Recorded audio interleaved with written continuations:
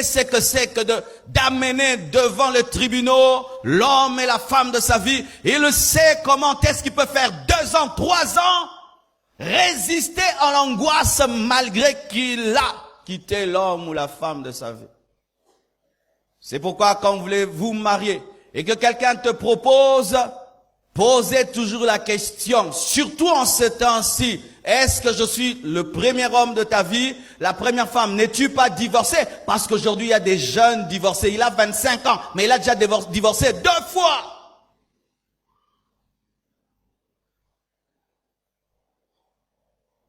Et bien aimé, quand tu arrives à ce niveau, ce ne sont pas toutes les églises qui acceptent des remariages.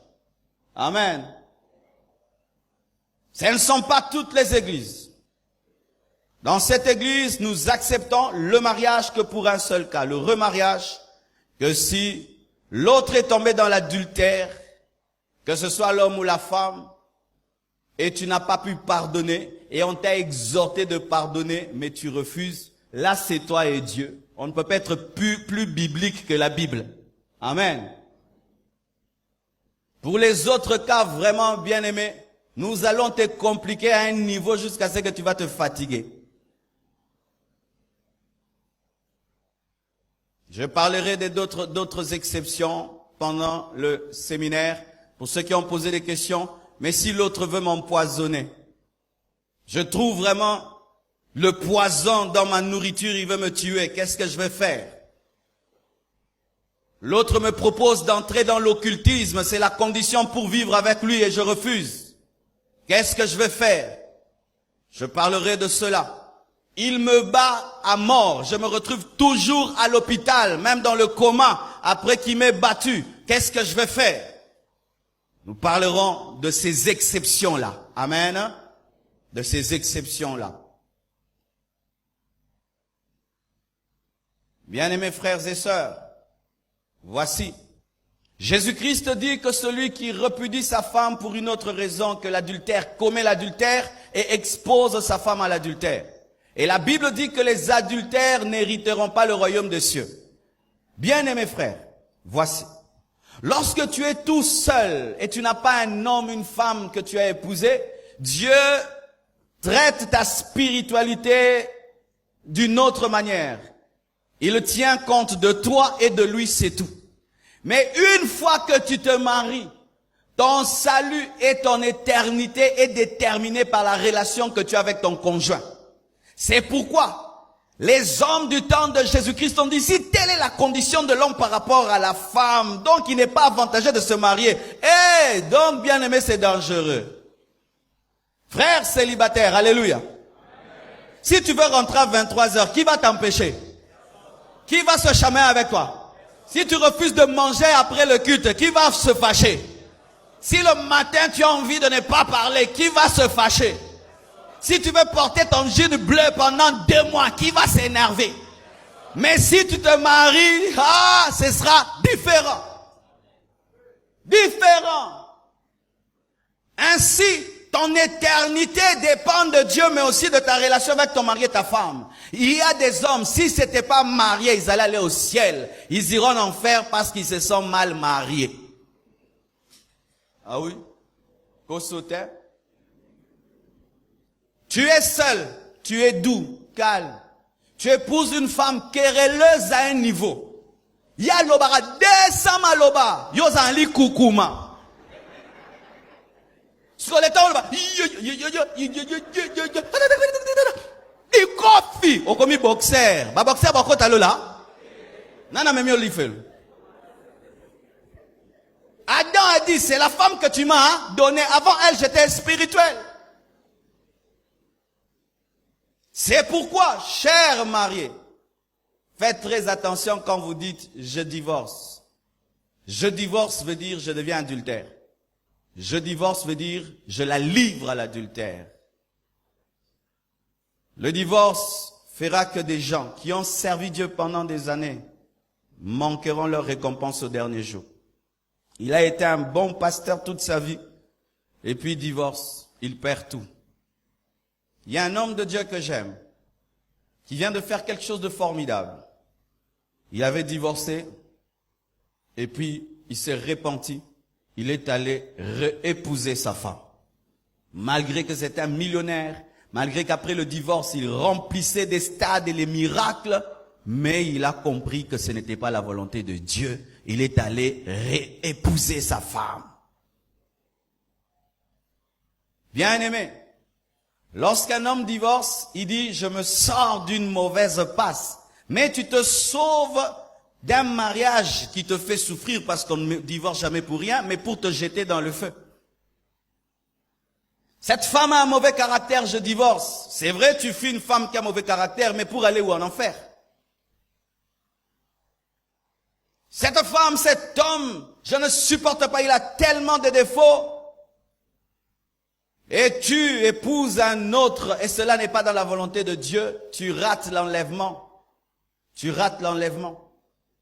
Ton éternité est fonction de comment est-ce que tu marches avec ton conjoint. C'est pourquoi il faut veiller sur ta relation avec ta femme, ton mari, comme tu veilles sur ta relation avec le Saint-Esprit. Ne soyez pas de ces gens, ma femme boude, je m'en fous.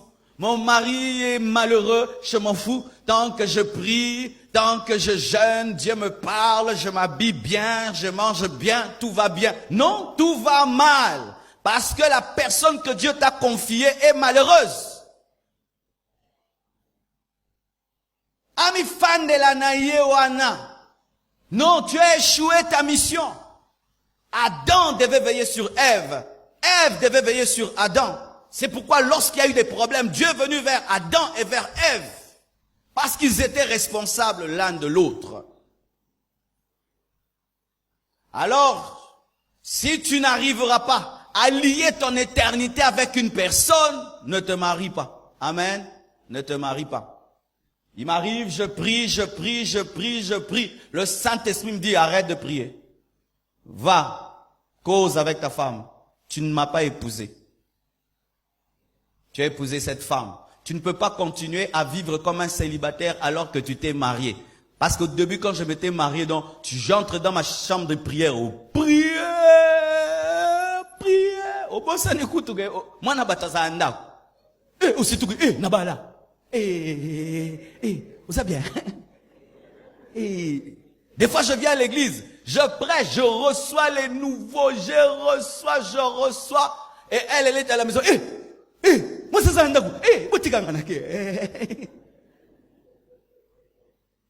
mais avant, Dieu était content, c'était le zèle. Je suis là jusqu'à 22h, 23h. Mais quand je me marie, ce n'est plus le zèle, c'est le déséquilibre. Il y a un temps pour vivre comme un célibataire. Une fois que tu te maries, tu dois chasser l'esprit du célibat. Tu ne peux pas continuer à vivre comme un célibataire dans le mariage. Où tu fais ce que tu veux. Tu décides comment tu vas t'habiller. Tu décides ce que tu vas manger. Non, tout ça change. Est-ce que tu es prêt à ça? Au moins ta forme là, les larana.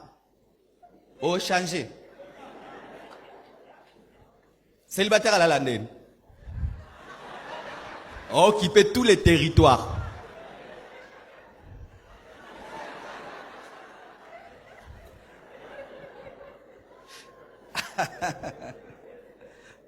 Le célibataire, il dort même s'il a des pieds sales.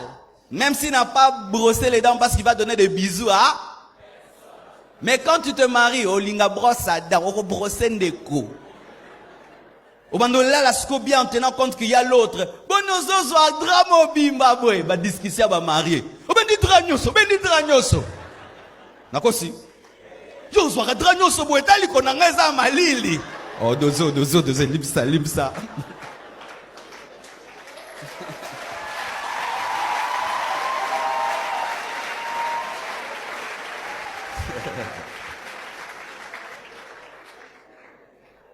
J'ai aimé ce que le département de couple a écrit dans le syllabus qui nous a été donné.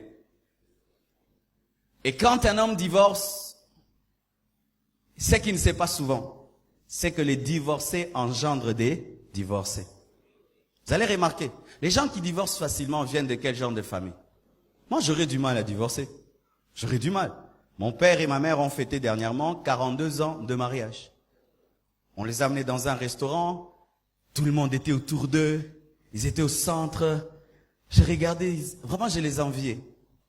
Et je sentais qu'ils s'aimaient beaucoup. Ils ont vieilli, mais l'amour n'a pas vieilli. On leur a fait un cadeau, un grand tableau avec un arbre, des branches et des fruits. Et l'arbre, c'était eux, les branches. Et à chaque coin, on mettait leurs enfants. Et leurs enfants, ça tournait ça. Quand on leur a donné, mon père a pleuré. Il a dit, je ne pouvais pas imaginer qu'en épousant cette femme, ça allait engendrer tout ça. Et vous pensez que moi, je peux détruire? Moi aussi, j'aimerais qu'on me fasse ça. Hein? Donc, on a l'oublié, on a paix. Donc, souka pembe, mande fois pembe. Attends, vous avez mon bien. Avec mes enfants, les enfants d'oracle, les enfants des chiffres de Choukrani autour de moi, on m'appelle Pépé. Oh, yaba sotorobobo. Pépé Marcelo. Ah, Pépé Marcelo. Mémé Blanche. Alléluia. C'est ça mon rêve. Pourquoi? J'ai vu papa et maman le faire. Ils ont vaincu l'esprit de divorce et ça me donne déjà la victoire sur cet esprit. Mais s'ils avaient osé divorcer, ma femme fait une chose, elle dit, hey, mais mon père, il a divorcé. Est-ce qu'il est mort? Est-ce qu'il est mort? Ma mère est divorcée. D'ailleurs, elle épouse un homme plus riche que papa. Moi, ben, exemple. Quand tu divorces, tu vas engendrer une génération de divorcés. Tu auras du mal à empêcher tes enfants de divorcer. Qu'est-ce que tu vas leur dire? Ils vont dire, mais papa, mais papa, mais papa. Mais toi-même, papa, mais papa. D'ailleurs, toi, tu peux me comprendre.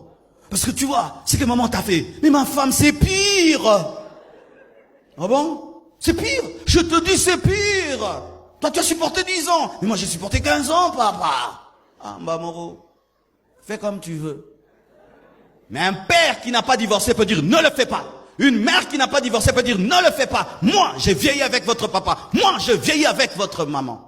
Et chaque fois qu'ils fêtent leur anniversaire, ils disent, je vous souhaite de faire comme nous. Ça, c'est plus qu'un séminaire. Parce que j'ai vu les déboires qu'ils ont connus, les difficultés, la richesse, l'abondance, des temps de chute, des temps de relèvement, des temps durs. Mais malgré ça, ils sont restés ensemble.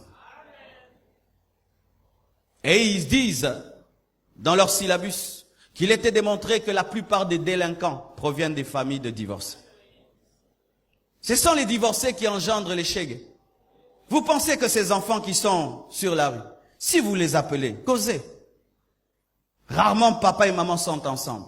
C'est souvent maman est partie et la femme qui est venue a dit qu'on est sorcier et nous a jetés dehors. La plupart des temps, c'est cela. Et il a été dit aussi que la plupart des dictateurs proviennent des mauvaises familles. Là, j'insiste pas. Mais parlons de Mobutu. Mobutu est mort, on peut parler. On ne connaît pas son père, et sa mère a presque son âge. Tu vois déjà, c'est bizarre. Tu vois un enfant blessé, et puis il dit les léopards. Tu vois déjà léopard. Étudiez. Hitler, il avait un problème dans sa famille. Tous ces grands hommes qui blessent le monde ont des problèmes. Michael Jackson avait des problèmes avec son père. La plupart de ces hommes grands qui font du mal au monde sont sortis des familles détruites. Vous voyez cette famille qui est en train de détruire le monde, la famille Kardashian. Vous voyez? C'est ce qu'elle est en train de faire. Papa décide de devenir une femme. Hein? Donc papa l'amour qui vous imaginez? Cette famille, qu'est-ce qu'elle est en train de faire? Les familles détruites engendrent des enfants détruits. Parce que ce qui domine les parents finit par dominer les enfants. Et si vous fermez la porte à l'esprit de divorce, vous fermez la porte aussi dans la vie de vos enfants. Mais lorsque vous ouvrez la porte à l'esprit de divorce, il attaquera facilement vos enfants. Un père, lorsqu'il veut divorcer, il regarde sa descendance. Une mère, quand elle veut divorcer, regarde ses filles. Regarde ses filles. Des mamans qui ont des très très belles filles, mais qui divorcent. Ta fille, elle est tentée par des hommes tous les jours. Elle ne tombe pas parce que maman est là. Maman est sévère. Maman est sévère. D'où vient ce bijou? D'où vient ça? D'où vient ça? Remets. Et puis maman, voulant la liberté, laisse cette jeune fille avec papa qui sort le matin et qui rentre à 22 heures et ne sachant même pas que sa fille maintenant a un téléphone de $1000. Et demain, cette fille attrape le sida et c'est papa qui pleure. Tout ça, nous ne savons pas. Tous les enfants qui sont ici savent que lorsque tu as papa et maman qui sont coriaces et sévères, même si tu es entouré de mauvais amis, tu dilues toujours ce qu'on te dit parce que tu sais qu'à la maison, il n'y a pas n'importe qui. Mais quand tu sais que eux-mêmes sont fragiles, tu te permets tout parce que tu as des réponses à leur donner. Et vous-même. Et vous-même. Ton enfant t'a déjà dit, et toi-même? Obété mena ekoti. Et si kota kato beti, koti. Alléluia. Dernièrement, notre fils, il vient et nous dit, papa, maman, j'espère que vous n'allez jamais divorcer. Je dis, hé, petit, où est-ce que tu as appris ces mots? Oh non, parce qu'à l'école, il y a notre ami, ses parents viennent de divorcer. Une petite fille de 8 ans, 9 ans, qui est en train de raconter à ses amis le divorce de ses parents. Et il dit, d'ici là, je ne veux plus étudier dans cette école parce que je ne saurais plus revenir, parce que maman n'a pas les moyens de payer l'école. Et puis l'enfant vient vous confirmer, vraiment notre ami n'étudie plus ici parce que sa maman n'a pas les mêmes moyens que papa. Oracle, c'est ça. Et un enfant de 9 ans, mais il a peur que ses enfants divorcent, ses parents divorcent, mais il a 9 ans. Il veut pas vivre ce que son ami a vécu. Souvent nous oublions tout ça. C'est ainsi que vous voyez des filles belles, elles ne font que faire souffrir les hommes. Tu l'aimes, elle te bouffe l'argent, te chasse. Tu l'aimes, elle te bouffe l'argent, te chasse. Pourquoi? Elle a vu comment est-ce que sa mère a souffert, elle a décidé de se venger. Tu vois un homme, jamais il ne dit à une femme je t'aime, il t'épouse, mais je t'aime ebimate. N'est-ce pas que Bele Baba la Baba je t'aime? Je t'aime. Naliba la eza miracle hein. Je t'aime, je t'aime. Je t'aime pour ne l'oroté hein, je t'aime précédent mais je t'aime pesa, je t'aime ya tongo. Je t'aime à boutouté, waneza je t'aime à l'okuta. Je t'aime à l'okuta sa stratégie.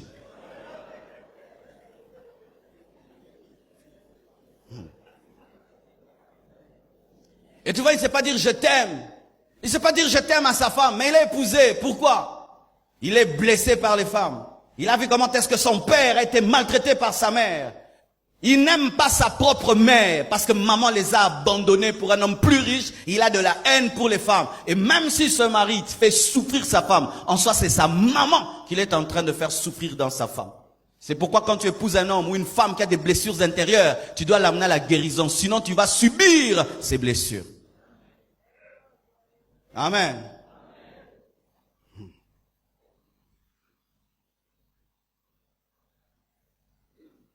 Bien-aimés frères et sœurs, je vais parler un tout petit peu de l'esprit de divorce et nous allons prier. Bibliquement et théologiquement, voici la vérité. La vérité biblique et théologique, c'est que le mal ne vient pas directement du diable. Lorsque l'homme pêche, ce n'est pas d'abord Satan, c'est l'homme lui-même. Amen. Parce que souvent les hommes lient tout mal au diable. Non, l'homme est mauvais sans le diable. Mais l'homme accélère, accentue son mal avec l'aide du diable. L'homme naît mauvais. L'homme naît pécheur. L'homme commet le péché parce que le péché est en lui. Il est charnellement et naturellement mauvais. Et étant donné que le divorce est une œuvre de la chair, l'homme divorce parce que charnellement, l'homme est un parjure, il ne sait pas garder un serment. Ça, c'est la nature de l'homme. Maintenant, comment est-ce que je parle maintenant de l'esprit de divorce?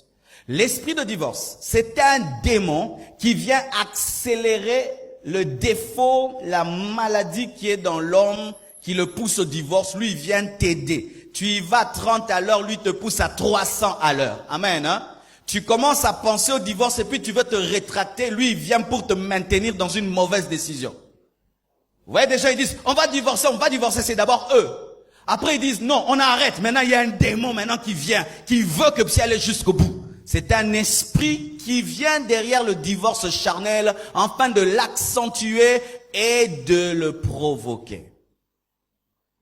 Et c'est un esprit sournois, sournois. Qu'est-ce qu'il fait? Il travaille en secret, furtivement, pour intensifier les querelles. Une petite querelle de rien du tout, ça devient une querelle où vous vous battez jusqu'au sang. Une querelle de rien du tout devient une querelle où il faut maintenant appeler tous les membres de la famille et des sorciers qui viennent siéger dans votre maison. Une petite rancune d'un jour devient une rancune de toute la vie où tu rappelles à ton conjoint des choses faites il y a 3 ans, 5 ans, 6 ans. Où tu deviens comme même un chien, une infidélité bizarre, où tu couches avec tous ceux qui passent, les bonnes, les cousines, les nièces, les tantes, les enfants. Vous voyez quelqu'un qui devient comme ça, les démons aussi maintenant sont entrés dans son impudicité. Où la femme a une insoumission bizarre. Donc, il y a un numéro T. Un numéro T. Dans une insoumission, au moins, où il y a des démons. Chérie, je peux avoir de l'eau? Oh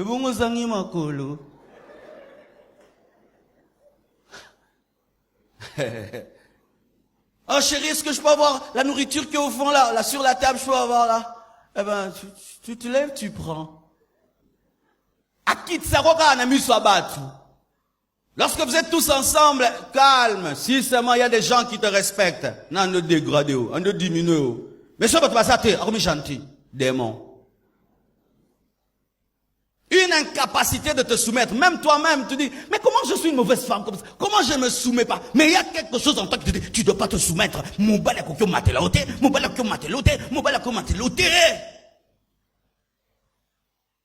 Aujourd'hui, si vous ne savez pas, beaucoup de divorces proviennent de l'insoumission.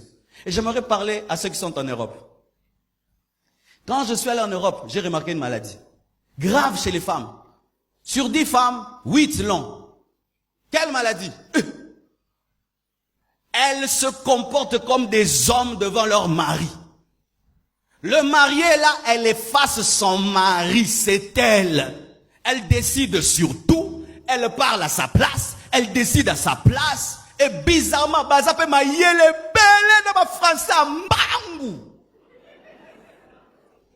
les femmes en Europe ont maîtrisé l'Europe plus que leur mari. Maîtriser, elles se sont adaptées à l'Europe plus que leur mari. Bon, on tout va lemba, mais on maîtrisait lemba pour ton niveau moko.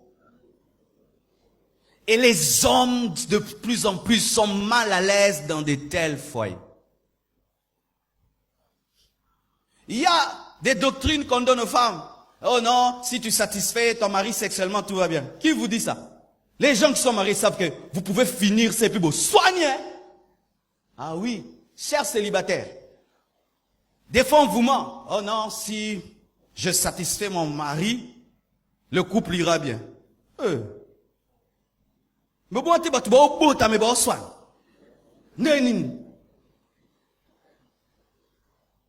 La sexualité ne résout pas les problèmes. Ça calme. C'est un calmant. Mais ça ne résout pas. C'est un calmant qui vous ramène à parler. Mais si vous ne parlez pas, le problème continue.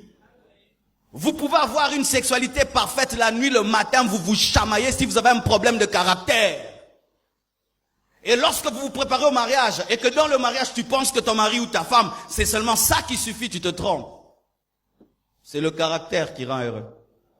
Le caractère.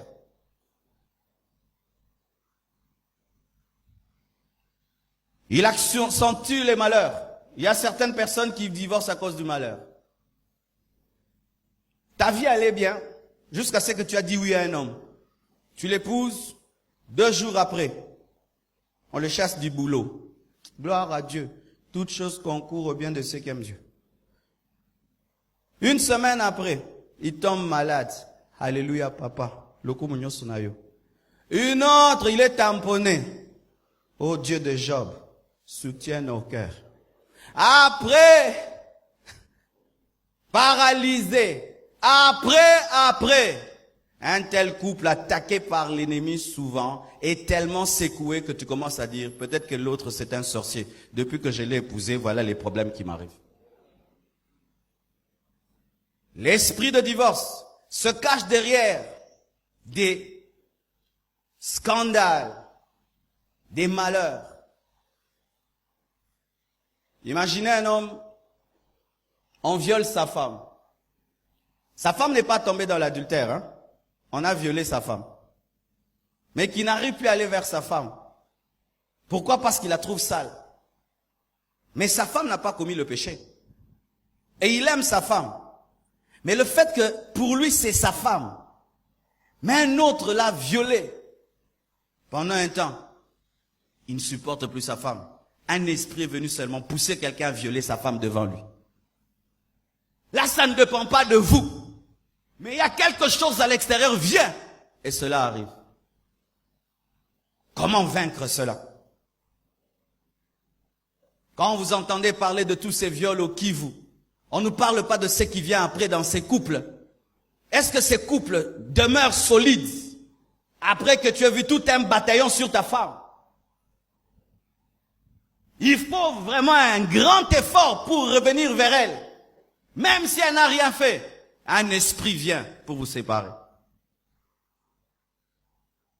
Et des lois qui favorisent aujourd'hui le divorce. On vous montre que divorcer, c'est pas grave. Et ton ami a divorcé, telle star a divorcé, tel autre a divorcé, tel autre a divorcé. Le cinéma nous présente des hommes divorcés. Il y a même aujourd'hui même des présidents de la République divorcés, d'autres avec une copine à balater. Mais il est normal. Lorsque vous voyez la loi instituer le divorce et l'accepter, il y a un esprit derrière toutes ces lois pour vous encourager à divorcer. Quand on peut permettre à 2 femmes de se marier, 2 hommes de se marier et d'adopter des enfants, ce sont des lois contre le mariage. Contre le mariage. Un homme quitte une femme pour épouser un homme.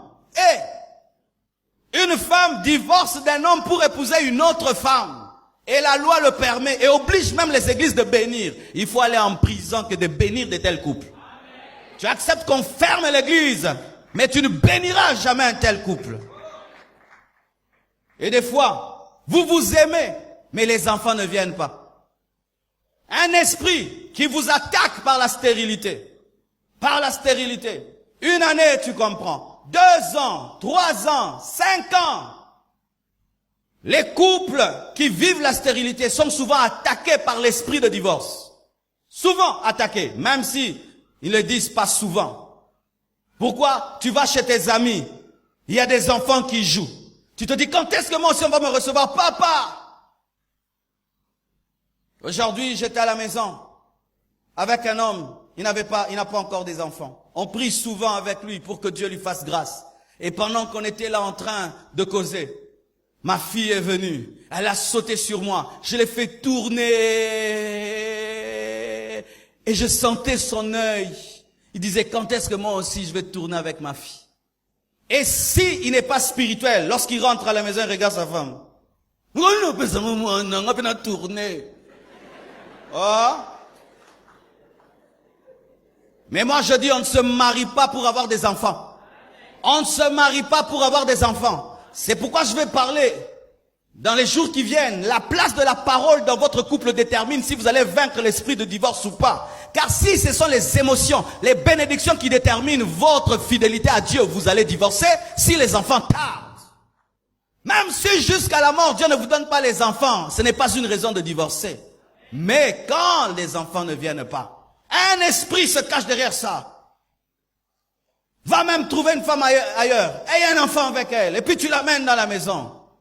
Je connais des femmes qui sont sorties avec des hommes, une fois seulement, il prend l'enfant, il l'amène. Les enfants même ont grandi, le père ne sait pas que c'est pas ses enfants. Elle me dit, c'est dit, pasteur, tu m'as prêché sur la vérité. Tu vois ces 2 enfants, ils appartiennent pas à cet homme. Est-ce que je dois lui dire? L'homme a 70 ans, elle a 60 ans. Et ce sont ces enfants reçus à l'extérieur qui sont plus intelligents, plus prospères que ces vrais enfants. Oh, l'aubaine. Yango za passe aux pasteur. Si je dis va lui dire, il va dire à cet homme, il tombe, il meurt. Et si je dis ne dis pas, elle va vivre dans l'hypocrisie. Non, yeb sote na yeb sakié.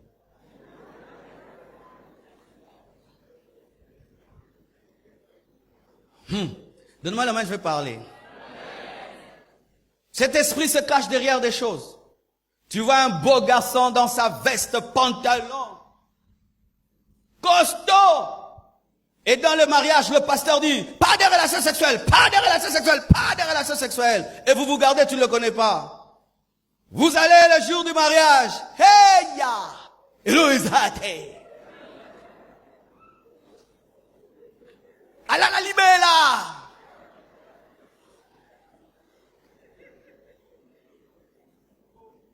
Mais, surtout les jeunes mariés, causent souvent, oh moi ces derniers temps, non, non, non, non, non, non, vraiment, vraiment, non, non, non. Yosko bandio kosa, nape, non, non, non.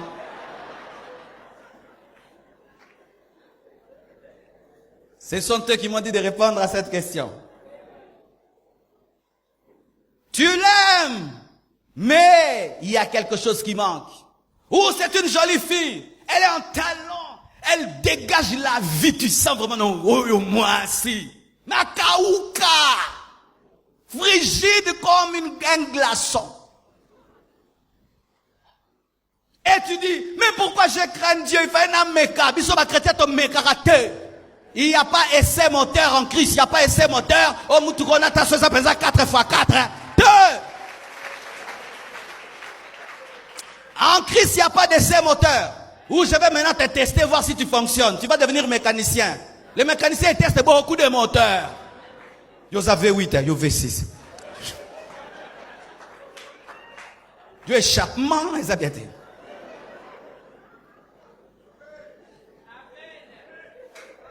Mais tu l'aimes, mais il est frigide.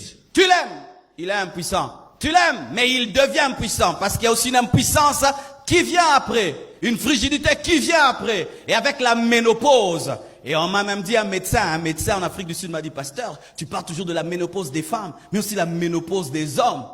Et les femmes médecins, j'ai fait des recherches aussi la ménopause des hommes. Les hommes aussi, quand on vieillit, plus on grandit, plus on n'a plus la même force. Maintenant, l'ennemi peut attaquer cela. Ou faisant que l'autre garde toute sa vitalité pendant que l'autre se dessèche. L'homme est encore vivant, la femme est déjà fatiguée. La femme est encore vivante, l'homme est déjà KO. Il se cache derrière tout cela. Et on vient à l'église. Ribro sotaya baba baba. Nzambe kolo. Comment peux-tu faire lorsque tu vis avec une femme frigide? Comment peux-tu faire lorsque tu vis avec un homme impuissant? Comment tu peux faire lorsque l'autre n'aime pas ça, mais toi tu aimes ça? Toi, il faut ça, l'autre est,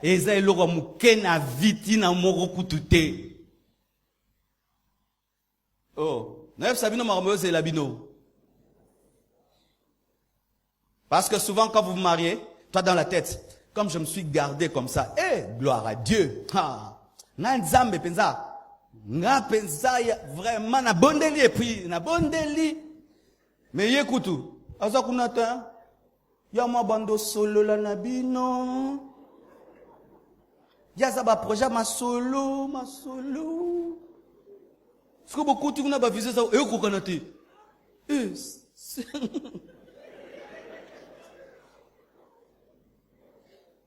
C'est pourquoi n'ayez pas de fiançailles sans profondeur.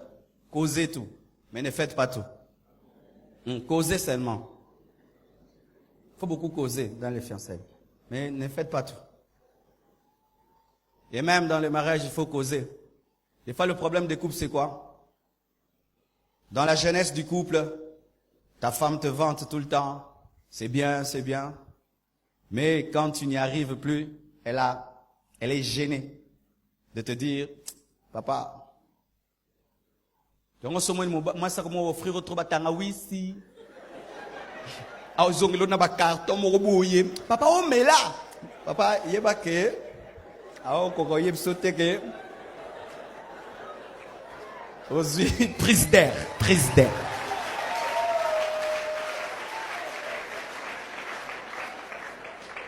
Comme la melo manioke belé. Manioko.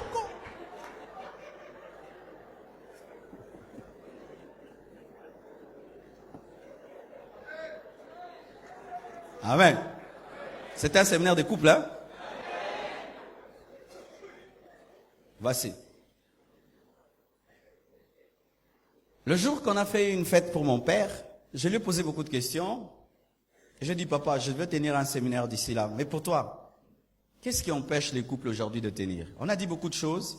Et il y a quelqu'un qui est autour de la table. Il a dit quelque chose de merveilleux. Il a dit, c'est l'esprit de zapping. J'ai dit, l'esprit de zapping? Il dit, oui. Tu vois, nos parents sont restés ensemble parce qu'en leur temps, il n'y avait qu'une seule chaîne. RTNC. OZRT. Donc, si tu veux suivre un film, tu dois attendre le soir pour suivre OZRT. Et si OZRT t'énerve, tu n'as même pas de télécommande. Il y a un bouton, tu dois te déplacer jusque là-bas. Mais les enfants d'aujourd'hui, ils zappent, ils zappent, ils zappent, ils zappent, ils zappent. National Geo, ils zappent. Euronews zappent. France 24, ils zappent. Il peut être en train de suivre 3 films au même moment, n'est-ce pas? Eh bien, oh, et bandé Natal là déjà. Ok, na souka bozongi na katikati. Dans un télécommande Euronews soka. Il y a des gens qui suivent jamais rien, n'est-ce pas? Il faut que zapper, zapper. Et l'esprit de zapping vient aussi dans les mariages. L'homme devient une émission qui n'est pas intéressante à zapper à côté émission Moussous, Euronews. Et Satan se cache maintenant derrière les médias. La pornographie. Ta femme a des enfants et des enfants. C'est sûr qu'elle n'a plus le physique d'une fille qui n'a pas d'enfant.